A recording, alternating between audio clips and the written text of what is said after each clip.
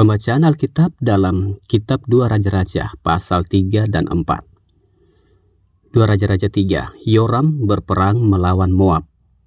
Yoram anak Ahab menjadi raja di Samaria atas Israel dalam tahun ke-18 zaman Yosafat Raja Yehuda, dan ia memerintah 12 tahun lamanya. Ia melakukan apa yang jahat di mata Tuhan, tetapi bukan seperti ayahnya dan seperti ibunya.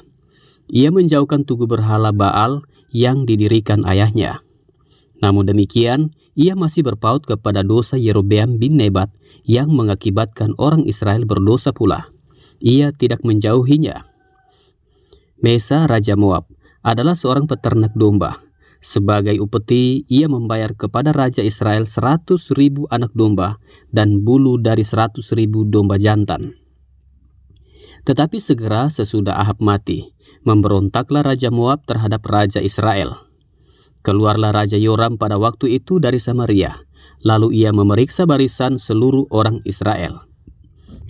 Selanjutnya ia menyuruh orang kepada Yosafat Raja Yehuda dengan pesan, "Raja Moab telah memberontak terhadap aku.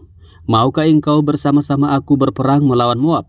Jawabnya, "Aku akan maju. Kita sama-sama, aku dan engkau, rakyatku dan rakyatmu, kudaku dan kudamu." Lagi ia bertanya, "Melalui jalan manakah kita akan maju?" Jawabnya, "Melalui padang gurun Edom."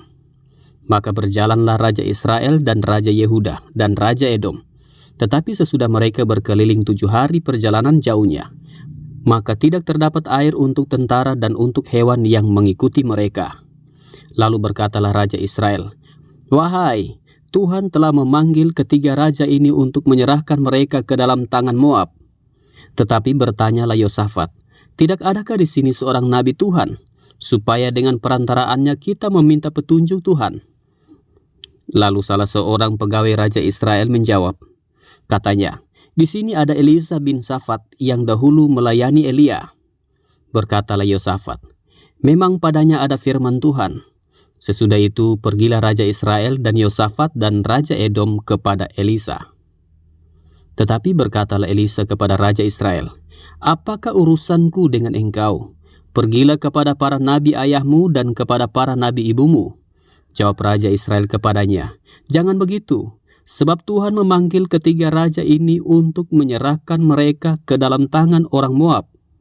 Berkatalah Elisa, "Demi Tuhan semesta alam yang hidup, yang di hadapannya aku menjadi pelayan, jika tidak karena Yosafat Raja Yehuda, maka sesungguhnya aku ini tidak akan memandang dan melihat kepadamu. Maka sekarang jemputlah bagiku seorang pemetik kecapi." Pada waktu pemetik kecapi itu bermain kecapi, maka kekuasaan Tuhan meliputi dia.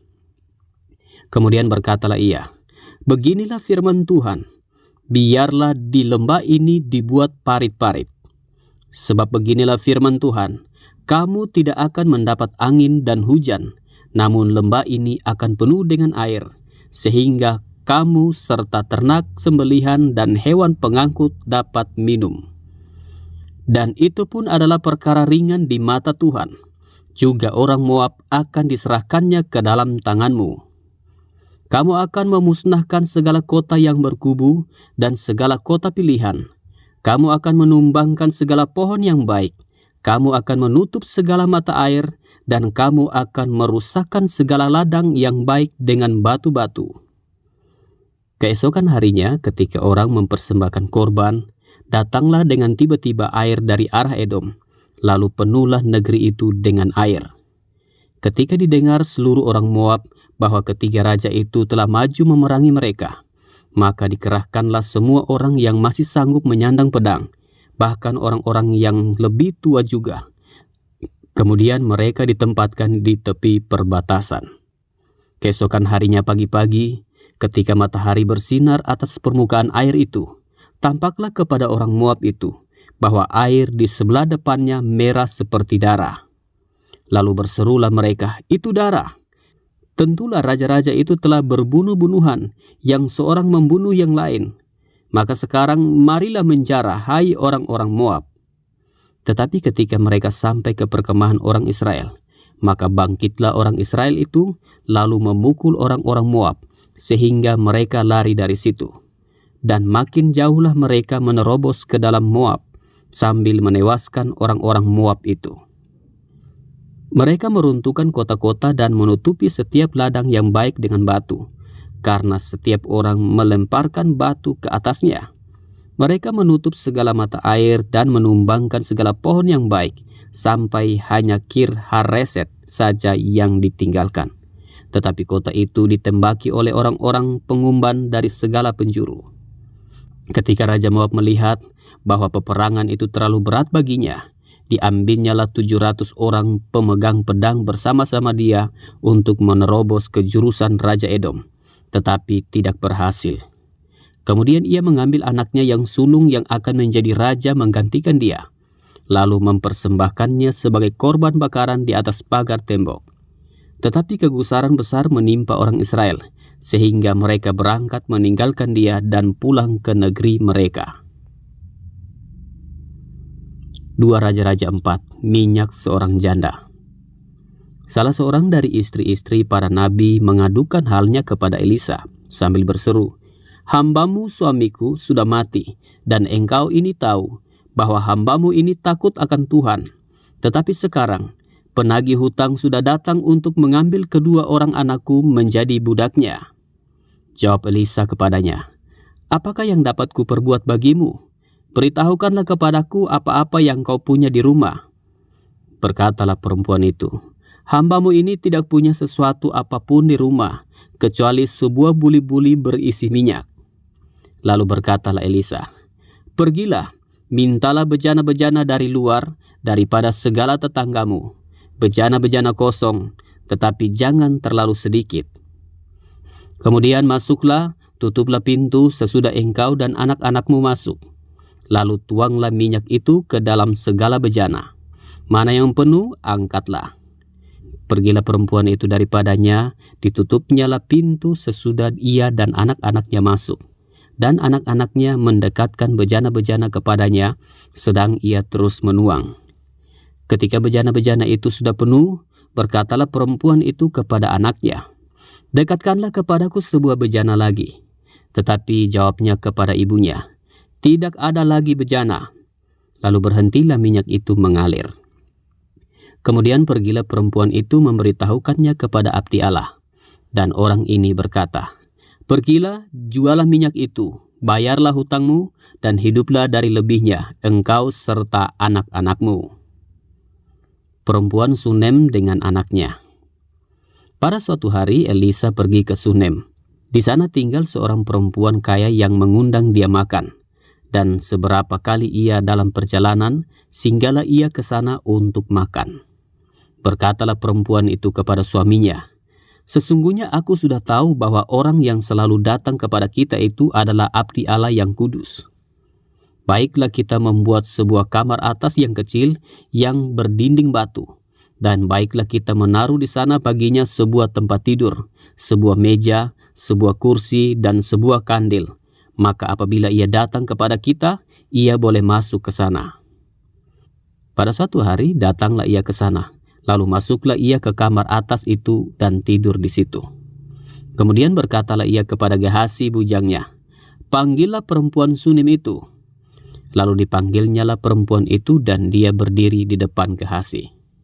Elisa telah berkata kepada Gehasi, "Cobalah katakan kepadanya, sesungguhnya engkau telah sangat bersusah-susah seperti ini untuk kami.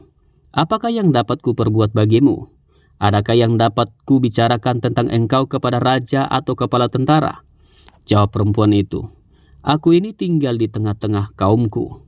Kemudian berkatalah Elisa, "Apakah yang dapat ku perbuat baginya?" Jawab Gehasi, ia tidak mempunyai anak, dan suaminya sudah tua." Lalu berkatalah Elisa, "Panggillah dia." Dan sesudah dipanggilnya, berdirilah perempuan itu di pintu. Berkatalah Elisa, "Pada waktu seperti ini juga tahun depan, engkau ini akan menggendong seorang anak laki-laki." Tetapi jawab perempuan itu, "Janganlah tuanku, ya abdi Allah, janganlah berdusta kepada hambamu ini." Mengandunglah perempuan itu, lalu melahirkan seorang anak laki-laki pada waktu seperti itu juga, pada tahun berikutnya, seperti yang dikatakan Elisa kepadanya. Setelah anak itu menjadi besar, pada suatu hari keluarlah ia mendapatkan ayahnya di antara penyabit-penyabit gandum. Tiba-tiba menjeritlah ia kepada ayahnya, "Aduh, kepalaku, kepalaku." Lalu kata ayahnya kepada seorang bujang, "Angkatlah dia dan bawa kepada ibunya." Diangkatnyalah dia, dibawanya pulang kepada ibunya. Duduklah dia di pangkuan ibunya sampai tengah hari, tetapi sesudah itu matilah dia. Lalu naiklah perempuan itu, dibaringkannyalah dia di atas tempat tidur abdi Allah itu. Ditutupnyalah pintu dan pergi, sehingga anak itu saja di dalam kamar. Sesudah itu ia memanggil suaminya serta berkata, "Suruh kepadaku salah seorang bujang dengan membawa seekor keledai betina. Aku mau pergi dengan segera kepada abdi Allah itu, dan akan terus pulang." Berkatalah suaminya, "Mengapakah pada hari ini engkau hendak pergi kepadanya? Padahal sekarang bukan bulan baru dan bukan hari Sabat." Jawab perempuan itu, "Jangan khawatir." Dipelenainnyalah keledai itu, dan berkatalah ia kepada bujangnya, "Tuntunlah dan majulah, jangan tahan-tahan aku dalam perjalananku, kecuali apabila aku katakan kepadamu." Demikianlah perempuan itu berangkat dan pergi kepada abdi Allah di Gunung Karmel. Segera sesudah abdi Allah melihat dia dari jauh, berkatalah ia kepada Gehasi bujangnya, "Lihat, perempuan Sunem itu datang." Larilah menyongsongnya dan katakanlah kepadanya, "Selamatkah engkau? Selamatkah suamimu? Selamatkah anak itu?" Jawab perempuan itu, "Selamat." Dan sesudah ia sampai ke gunung itu, dipegangnyalah kaki abdi Allah itu. Tetapi Gehasi mendekat hendak mengusir dia. Lalu berkatalah abdi Allah, "Biarkanlah dia, hatinya pedih. Tuhan menyembunyikan hal ini daripadaku, tidak memberitahukannya kepadaku." Lalu berkatalah perempuan itu, "Adakah ku minta seorang anak laki-laki daripada tuanku? Bukankah telah kukatakan, jangan aku diberi harapan kosong?" Maka berkatalah Elisa kepada Gehasi, "Ikatlah pinggangmu, bawalah tongkatku di tanganmu dan pergilah. Apabila engkau bertemu dengan seseorang, janganlah beri salam kepadanya. Dan apabila seseorang memberi salam kepadamu, janganlah balas dia. Kemudian taruhlah tongkatku ini di atas anak itu." Tetapi berkatalah ibu anak itu, "Demi Tuhan yang hidup dan demi hidupmu sendiri, sesungguhnya aku tidak akan meninggalkan engkau." Lalu bangunlah Elisa dan berjalan mengikuti perempuan itu. Adapun Gehasi telah berjalan mendahului mereka dan telah menaruh tongkat di atas anak itu. Tetapi tidak ada suara dan tidak ada tanda hidup. Lalu kembalilah ia menemui Elisa serta memberitahukan kepadanya, katanya, "Anak itu tidak bangun." Dan ketika Elisa masuk ke rumah, ternyata anak itu sudah mati dan terbaring di atas tempat tidurnya. Sesudah ia masuk, ditutupnyalah pintu, sehingga ia sendiri dengan anak itu di dalam kamar. Kemudian berdoalah ia kepada Tuhan.